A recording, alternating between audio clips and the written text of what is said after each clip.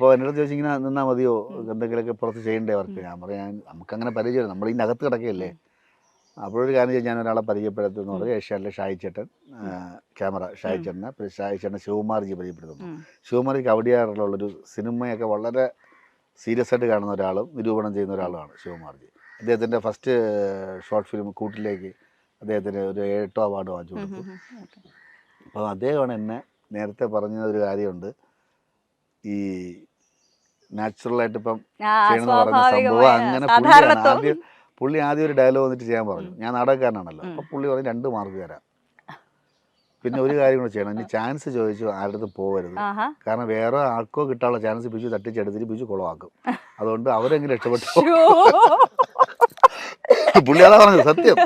അവർ 2 mark ഞാൻ തരാം, അല്ലാതെ ഇത് ബിജുവിന്, കാരണം നാടകത്തിൻ്റെ അകത്തായി പോയി, ബിജു തിരിയുന്നത് പോലും കണ്ടിങ്ങനെയാണ് കാണിക്കുന്നത്. അപ്പം പിന്നെ എങ്ങനെയാണ് ബിജു?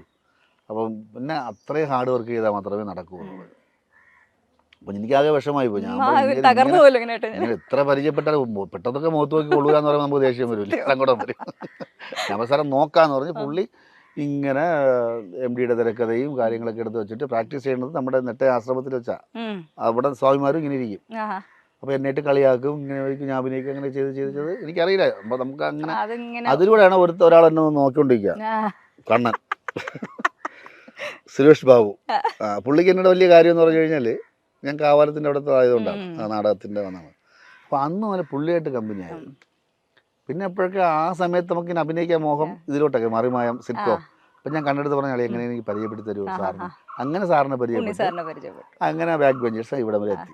അവരെ കണ്ണൻ്റെ റൂട്ട് അതായിരുന്നു. പിന്നെ അങ്ങനെ ഒരു അടുക്കും ചിട്ട എന്ന് പറഞ്ഞ സംഭവമൊന്നും ആദ്യകാലങ്ങളില്ലായിരുന്നു. ഇവിടെ പോകും കൂട്ടുകാരുടെ അടുത്ത് പോകും. പക്ഷേ സാറിൻ്റെ ഇവിടെ പോയതിനു ശേഷം നമ്മൾ ആദ്യം ഒന്ന് മിണ്ടിയില്ല. ആദ്യം കുറച്ച് ദിവസം ഞാൻ ആരുടെ സംസാരിച്ചില്ല, കാരണം സംസാരിച്ചാൽ തെറ്റാവോ. എല്ലാം കലാകാരന്മാരെ കാണുമ്പോൾ തന്നെ അവർക്ക് ഒരു തെളിമയുണ്ട്. എല്ലാവരും മുഖത്തൊരു എല്ലാവരും മീശയൊക്കെ എടുത്ത് ജുബയൊക്കെ ഇട്ട്, ഞാനും പിന്നെ പതുക്കെ സാറിൻ്റെ ജുബ ഇട്ട് തുടങ്ങി. പഴയ ജുബയൊക്കെ സാറിൻ്റെ വാങ്ങിച്ചിട്ട് തുടങ്ങി. പക്ഷേ ഫസ്റ്റ് ചെന്ന് കാണണം എന്ന് പറഞ്ഞു കഴിഞ്ഞാൽ അന്ന് എനിക്ക് 50 രൂപ വന്നത് അരുണ ചേട്ടനാണ്. അരുണ ചേട്ടൻ പൈസ 1 രൂപ തൊട്ട് എൻ്റെ ഉണ്ടായിരുന്നു. ഒരു 51 രൂപ ദക്ഷിണ വെച്ചിട്ട് അന്ന് പൂജ വയ്പ്പിൻ്റെ അന്ന് അപ്പോൾ സാറിനെ കണ്ടോടനെ കാല് തൊട്ട് തൊഴണമെന്ന് പറഞ്ഞു. അപ്പോൾ സാറിൻ്റെ അടുത്ത് പറഞ്ഞിരുന്നു ഇന്ന ഒരാളെ കൊണ്ടുവരുമെന്ന്. അങ്ങനെ എല്ലാവരും കൊണ്ടുവന്ന് എടുക്കാത്തൊന്നുമില്ല. അവിടെ കുറച്ച് കാര്യങ്ങളൊക്കെ ഉണ്ട്. ഈ സാറ് സ്റ്റെപ്പ് കയറി വന്നത് ഞാൻ ഈ വെറ്റെടുത്ത് കാലിൽ വെച്ച് തൊട്ട് തൊഴുത്. അപ്പോൾ സാറ് ആരാ ചോദിച്ചു. അപ്പോൾ സാർ ഇന്നലെ പറഞ്ഞ ബിജു. ഇനിയിപ്പോൾ എടുക്കാതിരിക്കാൻ പറ്റില്ല, തൊഴുതും പോയെന്ന് സാറ് പറഞ്ഞു. പിന്നെ ഹാർമോണിയം എടുത്ത് വെച്ചിട്ട് സാറ് സാപ്പാസാ പഠിപ്പിച്ചു. പക്ഷെ ഇതൊക്കെ ഞാൻ അരുണാചലിന്റെ വീട്ടിൽ പോയിട്ട് എനിക്കിതെല്ലാം അറിയാം, ജയിച്ചിട്ടാ പോയത്. പിന്നെ ഒരു ഹോംവർക്ക് ഒക്കെ നടത്തിയിട്ടാണ് പോയതല്ലേ. പിന്നെ ഒരു ചൊല്ല് തെയ്യുമതത്തൈ എന്നുള്ളൊരു സംഭവം അത് ചവിട്ടിപ്പിച്ച് അത് ഞാൻ പഠിച്ചിട്ട് അപ്പൊ പുള്ളി ചെയ്യുന്നുണ്ടല്ലോ എന്ന് അവനില്ല സാർ. ഇങ്ങനെ പെട്ടെന്ന് അപ്പൊ മറ്റേ എന്റെ കൂടെ പറഞ്ഞ ശിവനൊക്കെ ഇങ്ങനെ നോക്കി ഇങ്ങനെ എന്നെ ഒരിക്കലും ചെയ്യാൻ പോകണ്ടവൻ.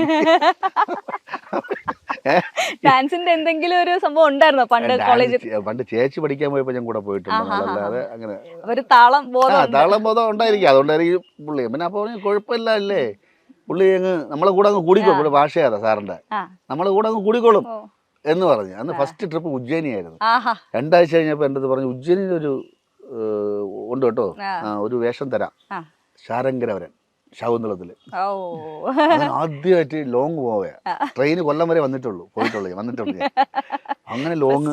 പിന്നെ അടുത്തത് അവിടെ വെച്ച് തന്നെ അടുത്ത വേഷം ചെയ്തതുകൊണ്ട് സാർ പറഞ്ഞു കൊറിയയിലൊരു ട്രിപ്പുണ്ട് സിയോളിൽ, അവിടെ മധ്യമനായിട്ട് ചെയ്യണം കേട്ടോ.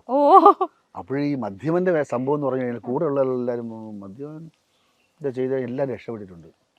ഈ മദ്യവൻ വേണിച്ചേട്ടൻ ഗോചരൊക്കെ ചെയ്തിട്ടുണ്ട്. അപ്പോൾ ഇത് മദ്യം കിട്ടി കഴിഞ്ഞാൽ രക്ഷപ്പെടും. അങ്ങനെ രസകരം. പിന്നെ സാറിന് എപ്പോഴും പുസ്തകങ്ങൾ വായിക്കാൻ പറയും.